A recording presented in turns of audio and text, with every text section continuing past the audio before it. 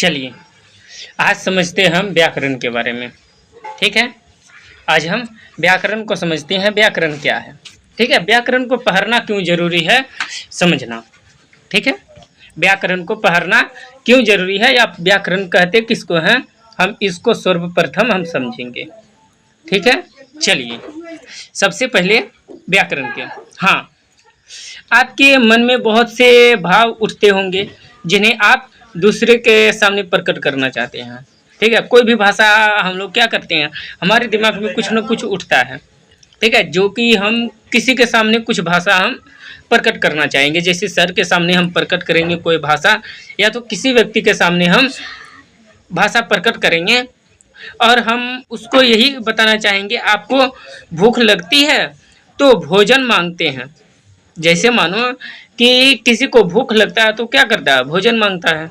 किसी से भी भोजन मांगता है, भोजन मांगेगा तो क्या बोलेगा, किसी को पुकारते हुए बोलेगा। ठीक है, दुख में चिल्लाते हैं, या हमारी बातें आप कैसे प्रकट कर सकते हैं ये समझते हैं। इन सारी बातों को आप लिख कर या बोल कर, या तो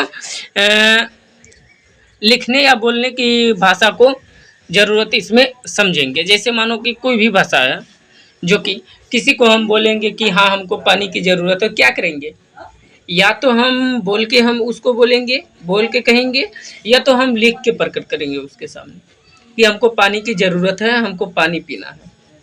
ठीक है, तो इसलिए व्याकरण को पढ़ना जरूरी होता है। और सर्वप्रथम कि व्याकरण को क्यों जानते हैं ये समझते हैं। कोई भी भाषा को यदि हम किसी के सामने कोई भी भाषा को हम रखेंगे तो कैसे हम रखेंगे, हैं, जिसके द्वारा मनुष्य अपने मन के भावों को लिखकर या बोलकर दूसरों को प्रकट करता है, उसे हम भाषा कहते हैं।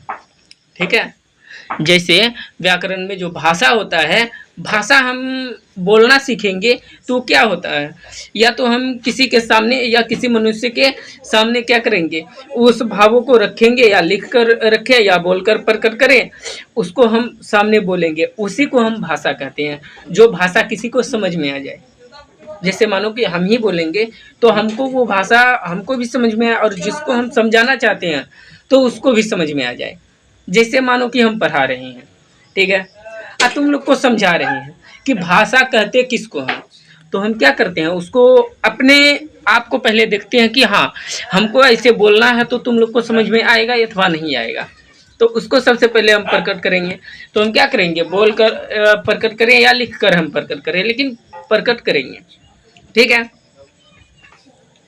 अब भाषा भी 3 प्रकार के होता है। ठीक है, भाषा भी 3 प्रकार के होता है। एक होता है मौखिक, एक होता है लिखित, एक होता है सांकेतिक। ठीक है, भाषा भी कितने प्रकार के होते हैं, 3 प्रकार के होते हैं। एक होता है मौखिक, मतलब मुंह से बोलना, जैसे हम बता रहे हैं, समझा रहे हैं। ठीक है, ये मौखिक हुआ। एक होता है लिखित, जो कि इसमें लिखा हुआ जो दिखाई दे रहा है, या तो किताब में लिखा हुआ दिखाई दे रहा है, या तो इसमें बोर्ड में ये जो लिखा हुआ दिखाई दे रहा है ये। ठीक है, जो चीज़ दिखाई दे रहा है लिखा हुआ या बोला अति करना हुआ, ठीक है, ये होता है लिखित भाषा। एक होता है सांकेतिक। ठीक है, एक होता है सांकेतिक भाषा जो संकेत देता हो। यदि मानो हम किसी के सामने खड़ा हो गए, हम गलती किए हैं और मेरे साथ भी बगल का कोई गलती किया है, तो क्या करेगा, वो हमको आके बोलने लगा तो वो इशारा करेगा, अरे बात को दोहरा दे, बोल दे कि वो हमको नहीं मालूम, अब कौन था कौन नहीं हमको नहीं मालूम। नहीं तो उसको भी पता है कि हमको भी पिसना पिस देगा, तो इसलिए वो क्या करेगा, संकेत देगा, अरे बोल दो कौन था कोई नहीं, हाथ से वो संकेत करेगा। ठीक है, यस या नो हाथ से संकेत करेगा, या तो उसको बगल में खड़ी रहेगा तो उसको ऐसे करके हाथ से अधिक करेगा, इशारा करेगा, अरे हमारा नाम मत लेना, बोलता है। यदि किसी को कुछ हो जाए बोल ऐसे करेगा, ठीक है, बगल में, अरे हमारा नाम मत लेना, ऐसे करेगा कि अरे मेरा नाम मत लेना, हाथ से संकेतिक करेगा कि मेरा नाम मत लेना। तो वो होता है सांकेतिक। ठीक है, तीनों चीज समझ में आ गया। मौखिक का मतलब मुंह से बोलकर समझाना, लिखित का मतलब किताब से या कॉपी में लिख करके समझाना। यदि हम परीक्षा देते हैं तो क्या करते हैं, उसमें लिखित भाषा को हद से ज़्यादा लेते हैं कि लिख करके समझाते हैं कि हाँ ये चीज़ ऐसे होगा। एक होता है सांकेतिक जो कोई संकेत देता है।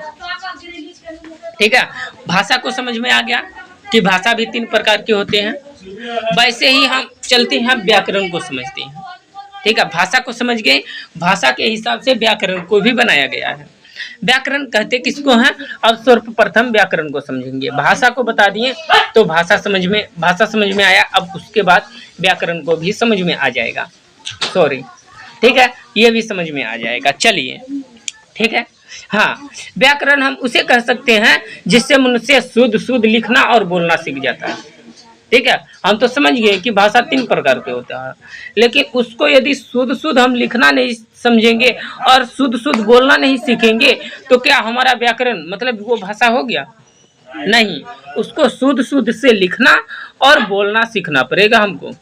ठीक है, उसे ही हम व्याकरण कह देते हैं, जो कि वो व्याकरण का रूप होता है। कि ऐसे भी बरबरा के हम कुछ भी बोल दिए तो वो नहीं हुआ, वो भाषा नहीं हुआ। ठीक है, वो हो गया टेठगिरी, मतलब कुछ भी बोल सकता है, कुछ भी जान सकता है, कुछ भी बता सकता है, जो कि किसी को समझ में भी नहीं आए। ठीक है, तो व्याकरण हम उसे कह सकते हैं जो शुद्ध लिखना भी सीखता है और बोलना भी सीखता है। ठीक है, व्याकरण हम उसको कहते हैं। ठीक है, चलिए, इतना तो समझ गए। ठीक है, हाँ, व्याकरण के भी कितने भेद होते हैं, या तो व्याकरण के कितने भेद होते हैं, या तो भेद पूछे, या तो व्याकरण के कुल कितने अंग होते हैं, या अंग पूछे। ठीक है, तो हम क्या बोलेंगे, इसका 3 ही अंग होता है या 3 ही भेद होता है। एक होता है वर्ण विचार, एक होता है शब्द विचार, एक होता है वाक्य विचार। ठीक है, तो ये 3 ही होता है। ठीक है, वर्ण विचार हम उसे कह सकते हैं जो वर्ण के बारे में बताता हो। तो सबसे पहले हम यहाँ वर्ण को जानने से पहले हम ये समझते हैं कि वर्ण हम कहते किसको हैं, ये समझते हैं। ठीक है, वर्ण हम कहते किसको हैं, ये समझते हैं। ठीक है, क्या हम लोग बचपन में कोखो पढ़े हैं? पूरे पढ़े हैं कोखो। जो कोखो से ओ आ ए ऐ तक हम जो भी वर्ड पढ़ते हैं, जो भी अक्षर पढ़ते हैं, उसी को हम व्याकरण कहते, अति वर्ण बोलते हैं। ठीक है, उसी को हम क्या कहेंगे, वर्ण। ठीक है, वर्ण हम उसी को कहेंगे। जैसे हम वर्ण, जैसे को भी लिखेंगे, को भी, तो वो वर्ण कहलाएगा। खो भी लिखेंगे, वर्ण ही कहलाएगा। यह सब क्या है, वर्ण है। ठीक है, वर्ण ही कहलाएगा। को खो से ओ आ ए ऐ तक लेंगे तो ये वर्ण ही कहलाता है, और वही अक्षर को हम वर्ण कह सकते हैं।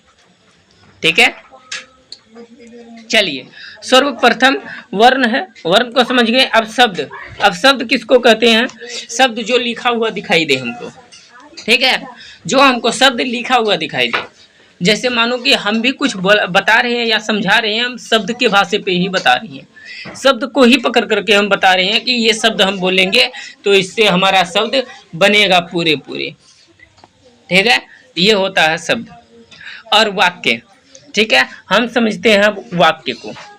ठीक है, वाक्य हम उसे कहते हैं जो कि हम किसी से वाक्य करते हैं। जैसे मानो कि हम वाक्य क्या किए कि वर्ण कहते किसको हैं, या तो व्याकरण कहते किसको हैं, तो ये हम क्या किए, हम भाषा बोले। ठीक है, या तो हम वाक्य हम समझे, अति पूछे कि इसका मतलब बताओ कि क्या होगा। जैसे हम पूछ लिए, क्या तुम लोग सवेरे पढ़ने बैठा था, तो तुम लोग क्या बोलेगा, हाँ या ना। तो ये हम क्या किए, वाक्य किए कि हाँ या ना बैठा था अथवा नहीं, उसी को हम कहते हैं वाक्य। ठीक है, वाक्य समझ में आ गया। ठीक है, अब चलते हैं, शुरू से समझते हैं। सबसे पहले वर्ण को लेते हैं। वर्ण अभी 2-3 क्लास जाएगा, वर्ण को पूरे विस्तार से समझते हैं। हम तो ऊपर से बता दिए, वर्ण हम उसको कहते हैं जो हम बचपन से कोखो से ओ आ ए ऐ तक पढ़े हैं, उसको हम वर्ण बोलते हैं। लेकिन वर्ण को कितने भाग में बांटा है, या तो क्या क्या है, उसको सबसे पहले अंदर घुस के देखते हैं वर्ण को। चलिए, आई होप कि आप लोग को यहाँ तक समझ में आ गया होगा। ठीक है, चलिए अब आगे हम समझते हैं और आगे जानते हैं। ठीक है, चलिए अब इसमें हम समझते हैं वर्ण किसे कहते हैं, इसको हम समझते हैं वर्ण। ठीक है, वर्ण के बारे में अब हम समझने का प्रयास करते हैं। ठीक है, हाँ, चलो, वर्ण हम क्या बोले, सॉरी, वर्ण हम क्या बोले हैं, वर्ण हम उसे कहते हैं, क्या होता है जी, ठीक है, वर्ण हम उसे कहते हैं जो को खो से स्टार्ट हो, को खो, ठीक है, को खो या गो, ऐसे करके जो ओ आ ए तक हम पढ़ते हैं, ओ आ तक, ठीक है, ओ आ ए तक जो पढ़ते हैं वो क्या कहता है, एक वर्ण ही कहलाता है, ठीक है, ये जो है ये क्या कहलाता है, वर्ण ही कहलाता है। तो सबसे पहले हम वर्ण के बारे में समझते हैं, इसको क्या कहते हैं, चलिए चलिए, हाँ, वर्ण हम उसे कहते हैं जिस अक्षर से हम शब्द बनाते हैं। वर्ण हम किसको कह सकते हैं, जिस अक्षर से हम किसी शब्द को बनाते हैं। जैसे मानो हम लिख देंगे इसमें कमल, तो कमल क्या चीज से लिखेंगे, एक वर्ड होगा को, ठीक है, एक अक्षर हम ले लिए को, फिर दूसरा अक्षर ले लेंगे मो, कहीं से भी हम उठा लिए मो, अब एक अक्षर और भी ले लिए लो, ठीक है, इसको भी हम ले लिए।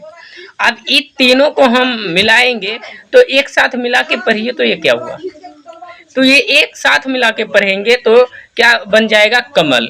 तो क्या हम करते हैं, सबसे पहले हम एक एक वर्ड को लेकर के हम शब्द को बनाते हैं, ठीक है, उस शब्द को बनाते हैं तभी शब्द बनता है, और उसी शब्द को बना करके हम कहते हैं, उसे ही कहते हैं वर्ण, ठीक है, समझिएगा, ठीक है, चलो, ठीक है। फिर उसके बाद जैसे मानो कि इसमें हम ले लेते हैं कहाँ से कहाँ तक, को खो से ओ आ ए आई तक हम ले लेते हैं, ये वर्ण के अंतर्गत ही आता है, ठीक है, ये वर्ण के अंतर्गत ही आता है। लेकिन इसमें भी, ठीक है, को खो से ओ आ ए आई तक में इसमें क्या किया है, दो भाग में बांट दिया है, इसको भी दो भाग में बांटा है। अब कैसे बांटा है आगे हम समझते हैं। सबसे पहले थोड़ा थोड़ा सा इसको भी समझ लेते हैं कि इसमें और भी कुछ बताया है, ठीक है, कैसे, जैसे मानो को वर्ण को हम समझ गए, ठीक है, लेकिन हम एक चीज और वर्णमाला को भी हम समझ लेते हैं कि वर्णमाला क्या है, ठीक है, वर्णमाला क्या है इसको हम समझ लेते हैं, इसको भी हम समझ लेते हैं कि वर्णमाला क्या है, ठीक है। हाँ, अब देखो इसमें बताया गया है वर्णों के पूरे समुदाय को वर्णमाला हम कह सकते हैं, ठीक है, वर्ण एक बगल होता है, वर्णमाला अलग होता है, ये एक बात ध्यान देना। यदि वर्ण पूछे, यदि पूछेगा वर्ण किसे कहते हैं, तो इतना तक याद रखिएगा कि को खो से लेकर के ओ आ ए आई तक में कोई भी एक गो वर्ड दे दे उसको हम वर्ण कहते हैं। लेकिन एक वर्ड को ही हम वर्ण कह सकते हैं, लेकिन एक से अधिक वर्ड यदि दे दे तो हम उसको क्या कहेंगे, वर्णों के समुदाय, मतलब उसको हम वर्णमाला बोलेंगे, ठीक है। इसमें है एक से दो गो रहेगा तो इसको हम वर्ण कह सकते हैं, ठीक है, लेकिन एक से अनेक नहीं होना चाहिए। जैसे को खो भी लिख दिया, को खो से ओ आ ए आई तक के साथ लिख दिया और वो बोलेगा इनमें से कौन वर्ण है, तो वो नहीं हो सकता। एक गो वर्ड सिर्फ को रहे या खो रहे या यो रहे या पो रहे या ए रहे या आकार रहे या कुछ भी रहे, लेकिन एक वर्ड होना चाहिए, उसको हम कह सकते हैं कि ये वर्ण है, ठीक है। इनमें से कौन ऐसा वर्ण है, तो हम वर्ण यदि पूछे तो हम एक को जवाब देंगे, को खो से ए आई तक में एक ही वर्ण। लेकिन वर्णमाला पूछे तो उसमें पूरे समुदाय को लेगा, ठीक है, पूरे समुदाय को ले लेगा, ओ आ से लेकर के ए आई तक पूरा लिखा रहेगा, वो वर्णमाला कहलाएगा, ठीक है। वर्णों के पूरे समुदाय को वर्णमाला कहते हैं। वर्ण हम किसको कहते हैं, ओ आ से लेकर के ओ आ से ए आई तक और को खो से पूरे योरो लोगों तक, ये हम पूरे ले लेंगे तो वो वर्ण कहलाएगा। और वो पूरे समुदाय को ले लेंगे बटोर उटोर के तो उसको वर्णमाला कहेंगे, ठीक है। वर्ण और वर्णमाला में कोई अंतर क्या, एक बार और अच्छा समझ लेना कि हम को या खो या यो या पो या कुछ भी ले लेंगे, को खो से लेकर ओ आ ए आई तक में कोई भी एक वर्ण ले लेंगे तो उसको हम वर्ण कहेंगे। कोई भी वर्ड को लेकर के उसको हम वर्ण कह सकते हैं, लेकिन वर्णमाला हम उसको कहेंगे जो कि को खो से लेकर ओ आ ए आई तक पूरा होना चाहिए, तब हम उसको वर्णमाला कहेंगे, ठीक है। अब इसी वर्णमाला को ध्यान से समझिएगा, ठीक है, इसी वर्णमाला को दो भाग में बांटा है, ठीक है, इसी वर्णमाला को क्या अति किस में बांटा है, दो अति भेद में बांटा है। जैसे मानो कौन कौन सा, एक चला आएगा स्वर वर्ण, एक आ जाएगा व्यंजन वर्ण। ठीक है, एक आएगा स्वर वर्ण, एक आएगा व्यंजन वर्ण, दो। ठीक है, दो यथी होता है। ठीक है, एक व्यंजन वर्ण होता है, एक स्वर वर्ण होता है। ठीक है, अब इसको हम समझते हैं कि स्वर वर्ण क्या होता है और व्यंजन वर्ण क्या होता है, हम वर्ण के बारे में समझते हैं। ठीक है, ये वीडियो एक ऐसा है जो कि आप लोग सही से देख लीजिएगा और सही से जान लीजिएगा। ठीक है, तो इसमें से एक भी वैसा वर्ड नहीं है कि व्याकरण से कोई भी वैसा एग्जाम में छूट जाए। ठीक है, कोई भी एग्जाम में नहीं छूटेगा। ठीक है, एक से लेकर के जितना तक तुम लोग जाओ, 6 से ऐसे पूछा आता है, 1-2 में तो ज़्यादा नहीं पूछता है, लेकिन 6 से जितना इधर पूछता है, चाहे BA पार्ट 1 हो या 2 हो या ग्रेजुएशन हो, जहाँ तक का हो इसी मन से आएगा। ठीक है, जहाँ तक भी आ जाए। ठीक है, तो ध्यान दीजिएगा सही से, अच्छा से ध्यान दीजिएगा, सब आ जाएगा। ठीक है, चलो। हाँ, स्वर वर्ण, स्वर वर्ण और व्यंजन वर्ण। स्वर वर्ण और व्यंजन वर्ण दोनों क्या है, इसको अब सबसे पहले समझते हैं हम। ठीक है, चलिए। हाँ, स्वर वर्ण, स्वर वर्ण किसे कहते हैं, सबसे पहले हम इसको समझते हैं। दोनों भाग को समझ लेते हैं, उसके बाद हम जानेंगे आगे कि क्या क्या है। सबसे पहले स्वर वर्ण का डिफरेंशिएशन समझते हैं और स्वर वर्ण को कितने भाग में बांटा है इसको भी समझते हैं। ठीक है, ये अभी बांटता ही जाएगा, भाई भाई में बांटता ही जाएगा इसमें। अब मानो कि अति वर्ण को बांटा, वर्णमाला बनाया, वर्णमाला को 2 भाग में बांटा, फिर उसको भाग में बांटा, स्वर वर्ण और व्यंजन वर्ण बना दिया। वैसे ही अभी स्वर वर्ण जाएगा और स्वर वर्ण में भी अति अलग अलग आएगा हिस्सा और उसको भी अभी बांटेगा। ठीक है, चलिए इसको भी अब समझते हैं। स्वर वर्ण, स्वर वर्ण उसे हम कह सकते हैं जो भी स्वर वर्ण हो। ठीक है, जो वर्ण बिना किसी दूसरे अक्षर की सहायता से ये स्वयं बोले जाते हैं, उसे स्वर वर्ण बोला गया। ठीक है, ये किसी का भी सहारा नहीं लेता है। कोई भी वर्ड बनाएगा, कोई भी शब्द बनाएगा, ये किसी का सहारा नहीं लेगा। ये क्या करेगा, खुद अपना ही वर्ड बना के खुद अपने से ये भाषा बना सकता है। ठीक है, जैसे मानो इसमें क्या क्या हो सकता है, क्या क्या बना सकता है। जैसे मानो कि इसमें हम भाषा बनाएं, ठीक है, औकार हम ले लेंगे, ठीक है, फिर उसके बाद रो ले लेंगे, तो ये एक वर्ड पूरा मिला देंगे तो ये कुछ ना कुछ वर्ड बना देगा। ठीक है, लेकिन ये किसी का सहारा नहीं लिया, आकार हर्षिकार का सहारा लिया ही नहीं। ठीक है, ये क्या कर लिया, ये खुद का खुद अपना वर्ड बना दिया। औकार ले लिया, औकार का अति औकार इसमें कहाँ है, ठीक है, तो औकार इसमें आएगा।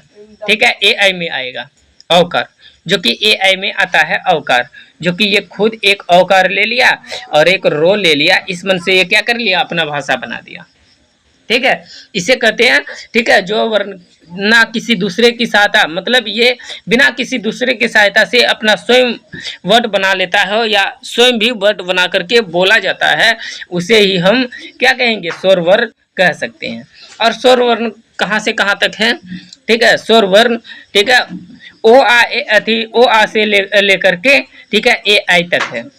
ठीक है, ये OAI तक है। जैसे मानो इसमें और भी क्या आ सकता है, चलिए एक चीज और छूट चुका है, उसको भी हम ले लेते हैं। ठीक है, चलिए इसमें ले लिया, ओ ले लिया, सॉरी 1 मिनट, चलिए एक ओ ले लिया, आ ले लिया, अरसई ले लिया, दुर्गई ले लिया, अरसऊ ले लिया, दुर्गहुर ले लिया, और ये री भी इसी में आता है। री 2 प्रकार के होता है, एक होता है ऋषि, मतलब श्री वाला री होता है। ठीक है, ये जो री होता है ये लेता है किसमें, व्यंजन वर्ण में, और एक जो होता है ऐसे करके जो इसी में ले लिया ऐसे करके, तो ये ले लिया व्यंजन अति स्वर वर्ण में। ठीक है, ध्यान दीजिएगा, री भी 2 प्रकार के हैं, एक व्यंजन वर्ण का है, एक स्वर वर्ण का है। स्वर वर्ण का री ऐसे होता है, ठीक है, जो ऋषि वाला में री होता है वो होता है स्वर वर्ण में, और व्यंजन वर्ण में जो होता है श्री वाला जो होता है वो होता है व्यंजन वर्ण में। ज़्यादा बच्चों को इसी में फंसाता है, इसको आप लोग ध्यान दीजिएगा। ठीक है, इतना तक ध्यान दीजिएगा। और आता है AI, और इसमें एक वर्ड और आता है ओ, जो औ होता है ऐसे करके, ओ के बाद औ, ये भी इसी में ले लिया है। तो इसमें अब पूछेगा, इसमें कि स्वर वर्ण, स्वर वर्ण के कुल कितने वर्ण है, तो याद रखिएगा कितना वर्ण है इसमें, 2, 4, 6, 8, 10 और 1, 11 वर्ण होता है। ठीक है, स्वर वर्ण में कुल कितने वर्ण है, तो 11 वर्ण है, ध्यान दीजिएगा। ठीक है, इतना तक आई हो के आप लोग को समझ में आ गया होगा। आप समझते हैं सबसे पहले व्यंजन वर्ण को, तब समझेंगे कि स्वर वर्ण को कितने भाग में बांटा है और व्यंजन वर्ण को कितने भाग में बांटा है।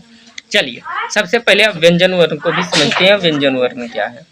ठीक है, चलिए आज समझते हैं व्यंजन वर्ण को। व्यंजन वर्ण किसे कहते हैं उसको समझते हैं। व्यंजन वर्ण, जो वर्ण दूसरे अक्षरों की सहायता से बोले जाते हैं उसे कहा जाता है व्यंजन वर्ण। ठीक है, ये जो होता है जो भी वर्ण, ठीक है, व्यंजन वर्ण हम उसे कहते हैं जो वर्ण दूसरों की सहारा से अपना वर्ड बनाता हो उसे व्यंजन वर्ण कहते हैं। जैसे मानो को खो से ले लो, ओ आ ए ऐ तक जो होता है वो सब होता है किसमें, व्यंजन वर्ण में होता है। को खो से योरो लोबो तक ये जो आता है सब व्यंजन वर्ण में आता है। ठीक है, को खो से योरो लोबो तक हम ले लेंगे। ठीक है, अक्षोत्रोज्ञा ये सब होता है, जितना भी होता है ये किस में आ जाएगा, ये व्यंजन वर्ण में आएगा। और ओ आ और ए ऐ जो बच जाता है वो आता है स्वर वर्ण में।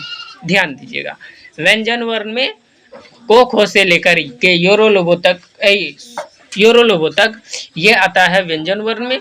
और फिर उसके बाद स्वर वर्ण में जो आता है ओ आ से लेकर के ए ऐ तक पूरा जो वर्ण आता है ये आता है किसमें, स्वर वर्ण में। ठीक है, इतना तक समझ में आ गया, व्यंजन वर्ण और स्वर वर्ण दोनों समझ में आ गया। ठीक है, एक बार और समझा देते हैं। स्वर वर्ण हम उसे कहते हैं जो ये किसी का सहारा नहीं लेता है, ये स्वयं अपना वर्ड बना लेता हो, ये बोला जाता है स्वर वर्ण। और स्वर वर्ण कहाँ से होता है, ओ आ से लेकर के ए ऐ तक होता है स्वर वर्ण। और व्यंजन वर्ण होता है वो क्या करता है कि दूसरों के सहारा लेकर के ही अपना वर्ड बनाता है।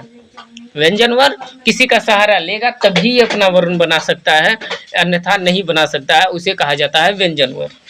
ठीक है, जैसे मानो कौन सा वर्ड जो है जो कि किसी का सहारा लेता है, तो ये समझ लेते हैं को खो से लेकर के योरो लोबो तक ये जितना भी होता है अक्षोत्रोज्ञा तक ये ले लेता है किसमें, स्वर वर्ण व्यंजन वर्ण।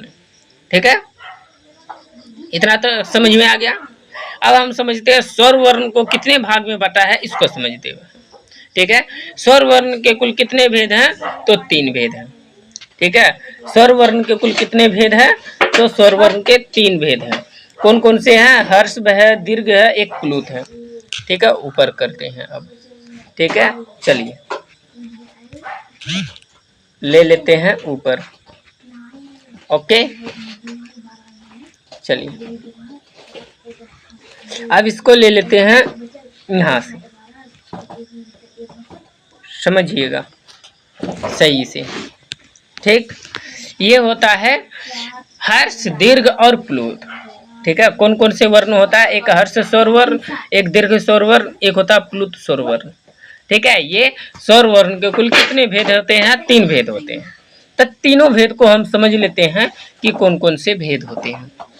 ठीक है, सबको समझ लेते हैं। चलिए समझ लेते हैं हर्ष स्वर वर्ण किसे कहते हैं, इसको हम समझ लेते हैं। ठीक है, हर्ष को समझ लेते हैं। ठीक है, चलिए जो भी वर्ण एक मात्रा से बोले जाते हैं उसे क्या कहा जाता है, हर्ष स्वर वर्ण कहा जाता है। ठीक है, जो एक मात्रा से बोले जाने वाले हैं, जो कि हम बोलेंगे शॉर्ट में बोला जाएगा।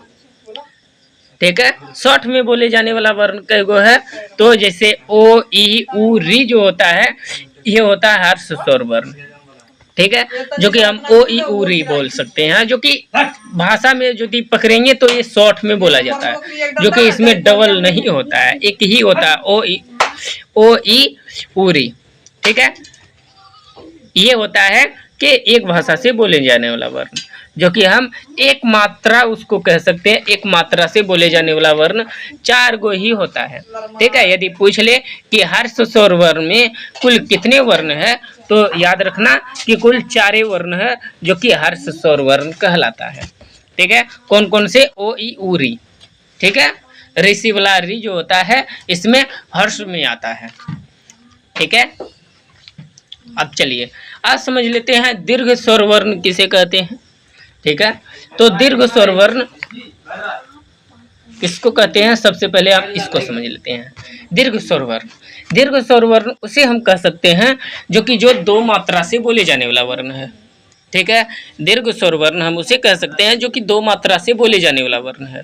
जैसे मानो कौन कौन से होते हैं, जैसे मानो आ, जो कि ये दो भाषा से बोला जाता है। पहले ओ लिया गया है, इसमें आकार भी लिया गया, तब बोला जाता है आ। फिर दूसरा बोलेंगे हर्षही, जो कि दो बार बोला जाता है आ। फिर उसके बाद लेंगे हर्षहू, और फिर लेंगे ए, फिर लेंगे ऐ, फिर लेंगे ओ, तब फिर लेंगे औ। ये जो है 7 वर्ण जो है, 7 गो है, 7 गो है। ठीक है, 7 वर्ण जो है ये किससे बोला जाता है, दीर्घ स्वर वर्ण से। ठीक है, दीर्घ स्वर वर्ण के कुल कितने वर्ण हैं, तो 7 वर्ण है। ठीक है, याद रखिएगा कै गो है, 7 गो। जैसे 1 2 3 4 5 6 7 गो, 7 वर्ण है जो कि किससे बोले जाने वाला है। ठीक है, दीर्घ स्वर वर्ण से बोले जाने वाला है। ठीक है, ये ले लिया। ये क्या काम कर दिया, ओ आ ए आई तक में ये 2 भाग में बांट दिया। ठीक है, बांटा। इसमें ले लिया 4 गो, इसमें ले लिया 7 गो। 7 4 कितना हो गया, 11 हो गया। तो 11 गो का 11 गो बांट दिया ये। ठीक है, हम क्या बोले थे पिछले, थोड़ा सा वीडियो पीछे करके देखिए, हम बोले थे ये कि स्वर वर्ण के कुल कितने वर्ण है, तो इसमें बता दिया है 11 वर्ण है, जो कि 11 वर्ण दोनों में बांट दिया। ठीक है, एक बांट दिया हर्ष में, एक बांट दिया दीर्घ में। हर्ष में 4 वर्ण को बांटा है, दीर्घ में 7 वर्ण को दिया है। ठीक है, जैसे मानो हर्ष में कौन कौन सा वर्ण दे दिया है, ओ ई उ री 4 गो दे दिया, और दीर्घ में कितना दिया है, 7 गो। जैसे आ हर्षई दुर्गही हर्षहु दुर्गहु। ठीक है, ए आई ओ औ। ठीक है, इतना ले लिया। किसमें ले लिया, इसमें। ठीक है, सॉरी, इसमें लगता है बोलने में हमें मिस्टेक हुआ। का लिया है, आ। ठीक है, दुर्गई हर्षहु ए आई ओ औ, ऐसे करके ले लिया है। 7 वर्ण दे दिया है किसमें, दीर्घ में। ठीक है, अब समझ लेते हैं, सब का सब तो बांट दिया है, लेकिन प्लुत स्वर वर्ण क्या है इसको समझते हैं। वर्ण को तो सब बांट दिया है, लेकिन इसमें क्या है, तो इसमें जो भी वर्ण बनता है उसको बोला जाता है। जैसे ये प्लुत हम उसे कहते हैं जो भी वर्ण 3 मात्रा से बोले जाने वाला वर्ण है। ठीक है, 3 मात्रा से बोले जाने वाला वर्ण कौन कौन से है, जैसे मानो कोई अकलमंदी में बोल दिया हे भगवान, हे राम, हे कृष्ण, ऐसे करके जो बोला जाता है। ठीक है श्याम, तो ये किस में जाता है, तो इसमें जाता है प्लुत स्वर वर्ण में जाता है। जैसे कोई भगवान को बोल दिया, कोई गलती कर दिया बोलेगा हे भगवान, या तो अति कर दिया बोलेगा हे राम। ठीक है, ये जो होता है तो ये किस में आता है, प्लुत स्वर वर्ण में आता है। ठीक है, हर्ष दीर्घ और प्लुत, ये समझ में आ गया। ठीक है, अगले क्लास में आप लोग के बीच में लेके आते हैं क्या चीज, व्यंजन स्वर वर्ण को, व्यंजन वर्ण को लेके आते हैं, और व्यंजन वर्ण को कितने भाग में बांटा है इसको हम समझते हैं। अभी भी मेरे पास बहुत से है जो कि हम पढ़ाएंगे अगले क्लास में, देखिए। ठीक है, अगले क्लास में आते हैं, आप लोग को ये सब पढ़ाएंगे अगले क्लास में। ठीक है, इतना के लिए थैंक्स। ठीक है, अगले क्लास में आते हैं। ठीक है, आप लोग को वीडियो कैसा लगेगा, अच्छा लगा तो अगले क्लास में फिर आइएगा, फिर देखिएगा, फिर अगले क्लास में आते हैं, इससे भी और भी अच्छा से समझाएंगे और पढ़ाएंगे आप लोग के बीच। जो समझ में नहीं आता है तो इस वीडियो में ज़रूर अति करके दीजिए, फिर हम वहाँ से फिर आप लोग को समझाएंगे और बताएंगे। जिस स्टूडेंट को समझ में नहीं आएगा तो हमसे बातें कर सकते हैं, पूछ सकते हैं। ठीक है, तो आ सकते हैं। ठीक है, तो यदि पूछने के लिए हो तो इस पे आप लोग ज़रूर है कि कॉल कीजिए या तो मैसेज कीजिए, ज़रूर हम दे देंगे आप लोग को जवाब, हम दे देंगे ज़रूर। आप लोग इस पे अति कीजिएगा, कांटेक्ट कीजिएगा, आप लोग को जवाब मिल जाएगा। ठीक है, ओके, थैंक्स, गुड नाइट। इतने तक के लिए अगली क्लास में आते हैं आप लोग के बीच। ठीक है, चलिए।